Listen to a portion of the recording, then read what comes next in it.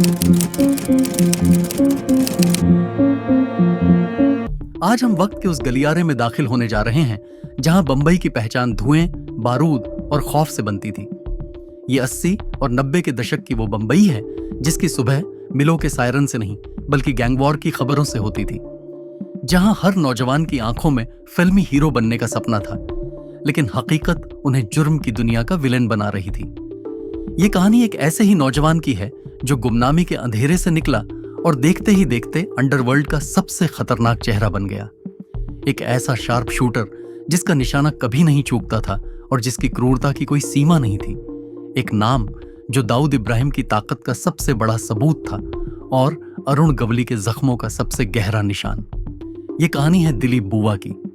16 नवंबर 1991, Lokhandwala complex, अंधेरी waste, शहर की सबसे पॉश और महंगी जगहों में से एक, जहां फिल्मी सितारे और बड़े कारोबारी रहते थे। यहां की हवा में भी ग्लैमर और पैसे की महक थी। इसी कॉम्प्लेक्स की स्वाति बिल्डिंग के फ्लैट नंबर A302 में रात की महफिल का खुमार अभी उतरा नहीं था। अंदर 5 लोग थे जो खुद को इस शहर का नया खुदा मान बैठे थे। इनमें से एक था माया डोलस, जिसका गुस्सा उसकी गोलियों से भी तेज चलता था। दूसरा था अनिल पवार, तीसरा था राजू शिंदे, चौथा था सुनील सावंत, और इन सब के बीच वो शख्स भी था जिसकी खामोशी पूरे गैंग पर भारी थी, दिलीप बुआ। विस्की के खाली गिलास मेज पर पड़े थे, एस्ट्रे सिगरेट के टुकड़ों से भरी थी और कोने में पड़ी AK-56 राइफलें उनकी ताकत का खुला प्रदर्शन कर रही थी। उन्हें इस बात का जरा भी इल्म नहीं था कि उनकी जिंदगी की आखिरी सुबह हो चुकी है।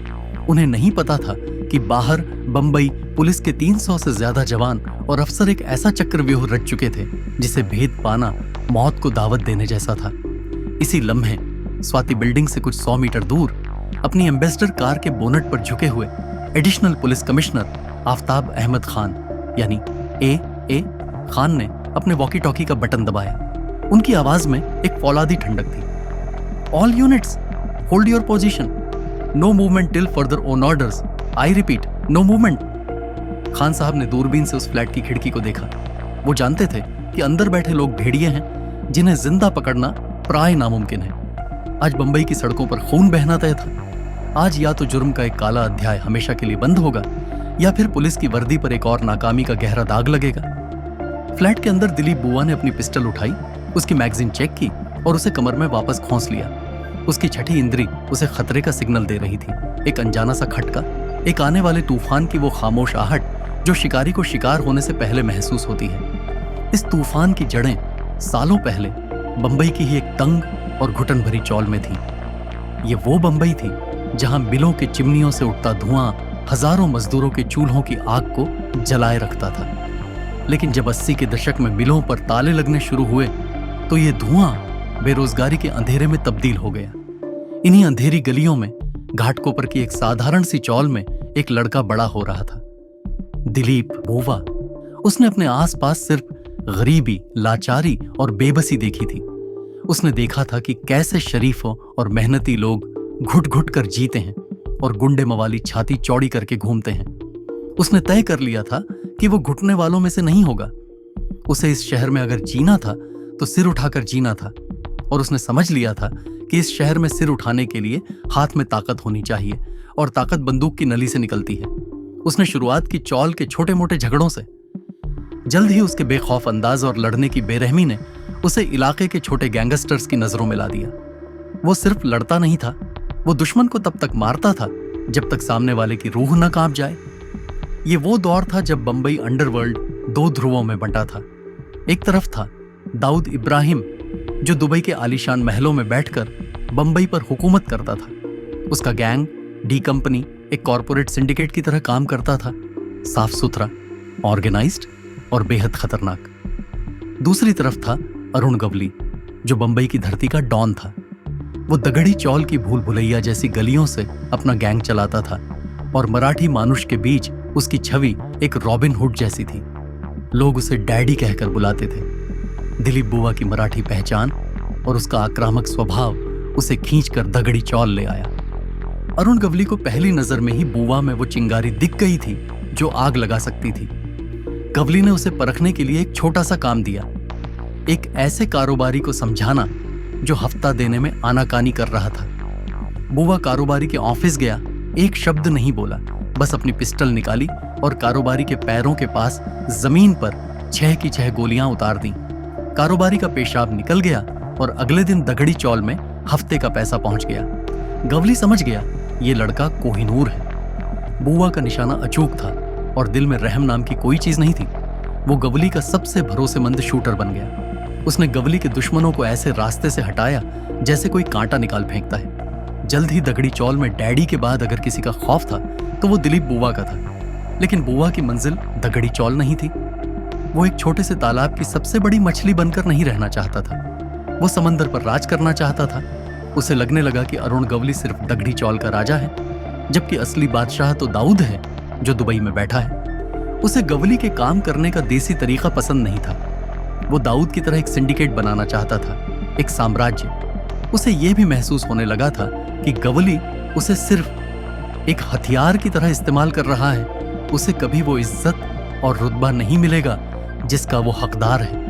उसके अंदर का ज्वालामुखी अब फटने को तैयार था और फिर उसने वो कदम उठाया जिसे अंडरवर्ल्ड की भाषा में मौत का फरमान लिखना कहते हैं। उसने अरुण गवली का साथ छोड़ने का फैसला किया। ये खबर जब दगड़ी चौल पहुंची तो सन्नाटा पसर गया। गवली के गैंग से गद्दारी करने का एक ही मतलब था, मौत। गवली ने हुक्म सुना दिया, बुवा जहां मिले उसे जिंदा या मुर्दा मेरे सामने लाओ। लेकिन बुवा तब तक गवली की पहुंच से बहुत दूर जा चुका था। उसने हाथ मिलाया था गवली के सबसे बड़े और खतरनाक दुश्मन दाऊद इब्राहिम से। यह अंडरवर्ल्ड की सबसे बड़ी खबर थी। गवली का दाहिना हाथ अब दाऊद का सिपाही बन चुका था। दाऊद जानता था कि उसने सिर्फ एक शूटर नहीं बल्कि गवली के खिलाफ एक जीता जागता एटम बम हासिल कर लिया है। बुवा को गवली गैंग की हर नस का पता था। कौन सा आदमी कहां रहता है, कौन सा अड्डा कहां है, गैंग के फाइनेंसर कौन है, गवली की ताकत और कमजोरी क्या है, वो सब जानता था। दाऊद ने बुवा का स्वागत किया और उसे वो दिया जिसका वो सपना देखता था, खुली छूट, बेतहाशा पैसा और दुनिया के सबसे आधुनिक हथियार। उसे ऑस्ट्रिया में बनी ग्लॉक पिस्टल और रूस की बनी AK-56 राइफल दी गई, जो उस वक्त बंबई पुलिस के पास भी नहीं थी। डी कंपनी में ही उसकी मुलाकात हुई माया डोलस से। माया बुवा का आईना था, लेकिन उल्टा। जहां बुवा खामोश और कैलकुलेटिव था, वहीं माया मुंहफट, गर्म दिमाग और दिखावा पसंद था। उसे महंगी गाड़ियों, सोने की मोटी मोटी चेनों और डिजाइनर कपड़ों का शौक था। लेकिन दोनों की दोस्ती गहरी थी। एक शांत जहर था तो दूसरा उबलता हुआ लावा, और जब ये दोनों साथ होते तो बंबई में कयामत आती। दाऊद ने बुवा को सिर्फ एक काम दिया, गवली को खत्म कर दो, और बुवा ने इस काम को अपनी जिंदगी का मकसद बना लिया। उसने एक लिस्ट बनाई। लिस्ट में गवली गैंग के हर उस शूटर और हर उस मददगार का नाम था जिसने कभी बुवा को दगड़ी चौल में आंख दिखाई थी। और फिर शुरू हुआ बंबई के इतिहास का सबसे खूनी गैंग वॉर। बुवा ने चुन चुनकर गवली के आदमियों को मारना शुरू किया। उसने गवली के सबसे खास शूटर सतीश खेड़ेकर को एक भरे बाजार में गोलियों से भून डाला। उसने गवली के एक और शूटर अशोक जोशी को उसके घर में घुसकर मारा। बुवा सिर्फ मारता नहीं था, वो दहशत फैलाता था। वो लाश के पास डी कंपनी का मैसेज छोड़कर जाता था। बंबई की सड़कें लाशों से पटने लगी। आलम यह हो गया कि गवली के गैंगस्टर्स ने दगड़ी चौल से बाहर निकलना बंद कर दिया। बुवा ने अकेले ही गवली के साम्राज्य को घुटनों पर ला दिया था। बुवा और डोलस की जोड़ी अब बंबई में खौफ का दूसरा नाम बन चुकी थी। वो बिल्डरों को फोन करते और उनकी आवाज सुनकर ही करोड़ों की एक्सटॉर्शन तय हो जाती। उन्होंने बॉलीवुड में भी अपनी धाक जमा ली। बड़े बड़े प्रोड्यूसर और एक्टर उनके नाम से कांपते थे। वो अपनी कामयाबी के नशे में चूर थे। उन्हें लगता था कि वो अजेय हैं। वो लोखंडवाला के उस आलीशान फ्लैट में रहते थे जो उन्होंने एक बिल्डर से एक्सटॉर्शन में ही लिया था। वो रात भर पार्टियां करते, महंगी शराब पीते और अपनी ताकत का जश्न मनाते। उन्हें यकीन हो गया था कि इस शहर में कोई उन्हें हाथ लगाने की हिम्मत नहीं कर सकता। लेकिन वो भूल गए थे कि हर रात की सुबह होती है और हर बादशाह के तख्त के पाए एक दिन हिलते जरूर हैं। और उनके तख्त को हिलाने की जिम्मेदारी ली थी खान ने। बंबई पुलिस शहर के हालात से तंग आ चुकी थी। गैंगवॉर अब सिर्फ अंडरवर्ल्ड तक सीमित नहीं था, उसकी चपेट में आम नागरिक भी आ रहे थे। सरकार और पब्लिक का दबाव बढ़ रहा था। तब बंबई पुलिस ने अपनी रणनीति बदली। उन्होंने एक नई पॉलिसी अपनाई जिसका कोई आधिकारिक नाम तो नहीं था, पर उसे कहा जाता था एनकाउंटर। यानी अब गोली का जवाब गोली से। खान जो उस वक्त एंटी टेररिज्म स्क्वाड 8TS के चीफ थे, को इस सफाई अभियान का इंचार्ज बनाया गया। खान एक बेहद सख्त, ईमानदार और बेखौफ अफसर थे। उन्होंने अपनी एक टीम बनाई जिसे बाद में ATS के नाम से जाना गया। इस टीम में सब इंस्पेक्टर विजय सालस्कर जैसे जांबाज अफसर शामिल थे, जिनका नाम सुनकर ही अपराधी कांपते थे। खान और उनकी टीम ने एक एक करके गैंगस्टर्स का शिकार करना शुरू किया, लेकिन दिलीप बुआ और माया डोलस उनके लिए एक पहेली बने हुए थे। वो किसी भूत की तरह थे जो वारदात करते और हवा में गायब हो जाते।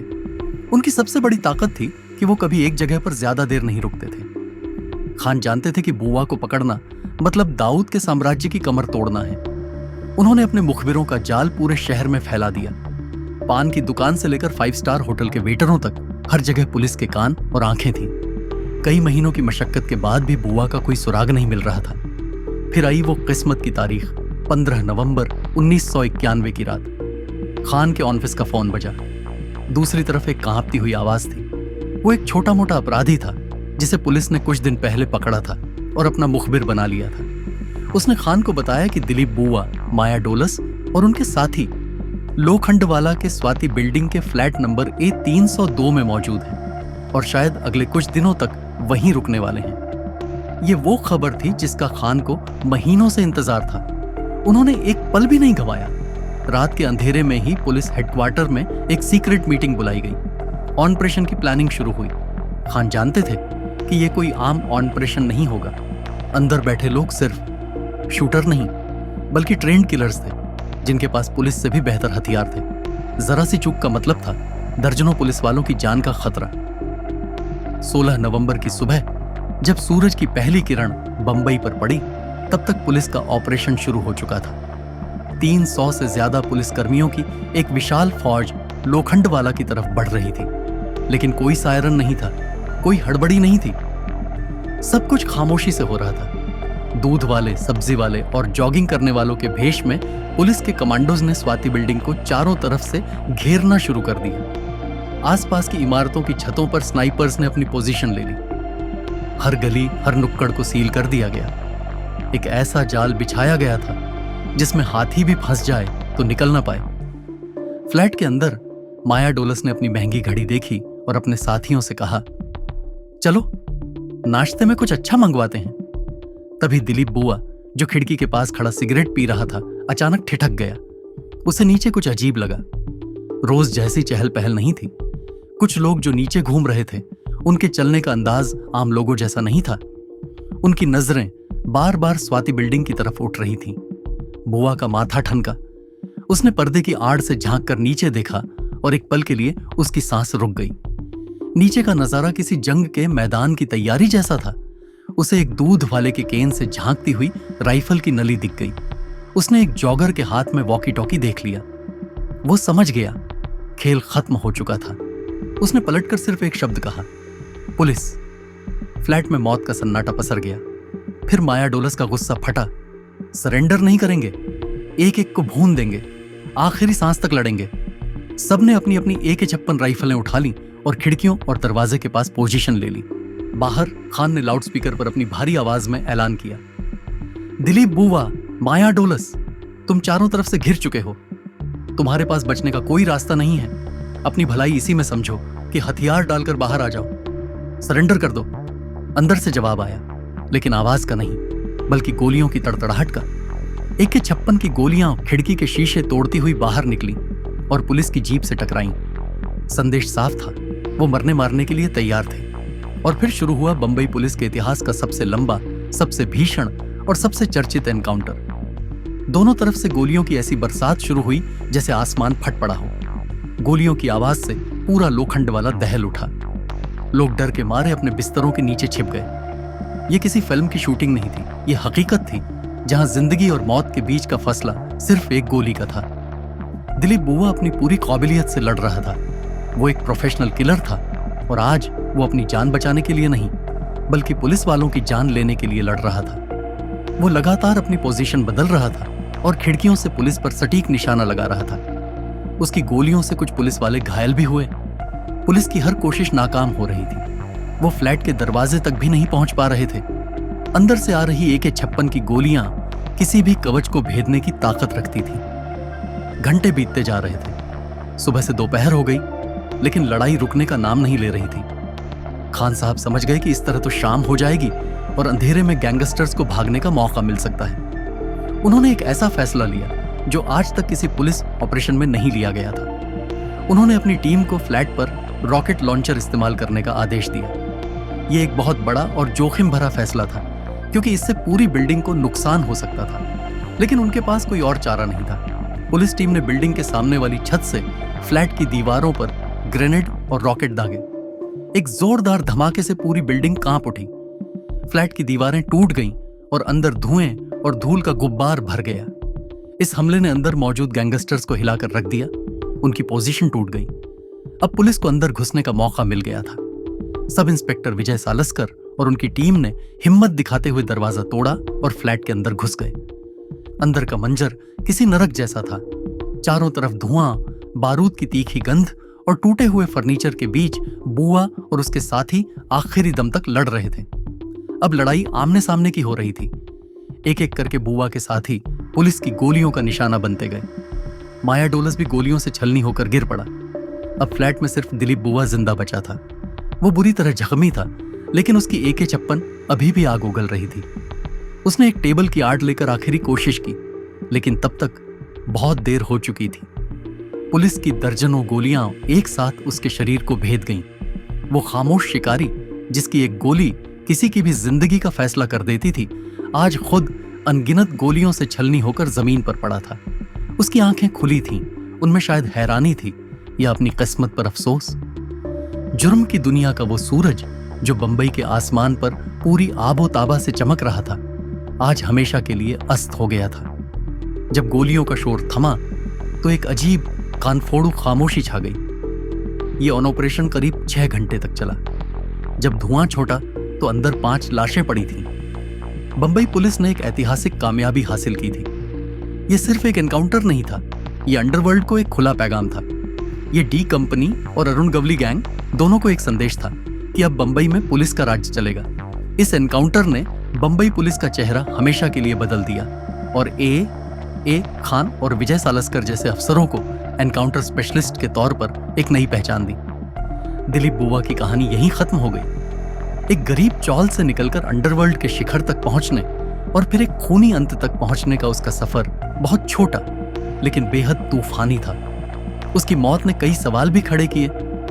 मीडिया और मानवाधिकार संगठनों ने इसे पुलिस की बर्बरता बताया। सवाल उठे कि क्या उन्हें जिंदा नहीं पकड़ा जा सकता था? क्या ये एक सुनियोजित हत्या थी? ये बहस आज भी जारी है, लेकिन एक बात तय है, दिलीप बुआ का अंत जुर्म की दुनिया में एक युग का अंत था। वो उस दौर का सबसे क्रूर और सबसे सटीक चेहरा था जब बंबई की सड़कों पर गैंगस्टर्स का राज चलता था। उसकी कहानी एक JBL एंटी मिसाल है, एक चेतावनी है उन तमाम नौजवानों के लिए जो शॉर्टकट से शोहरत और ताकत की मंजिल पाना चाहते हैं। ये कहानी बताती है कि जुर्म की राह पर बिछी कालीन चाहे कितनी ही मखमली क्यों न लगे, उसका आखिरी सिरा मौत के कुएं में ही खुलता है। दिलीप बुआ, एक नाम जो कभी खौफ का दूसरा नाम था, आज सिर्फ पुलिस फाइलों और क्राइम की किताबों में सिमट कर रह गया है। उसकी कहानी हमें बार बार याद दिलाती है कि सपनों का शहर बंबई जब अपने पर आता है तो सपनों को निगलने में भी देर नहीं लगाता।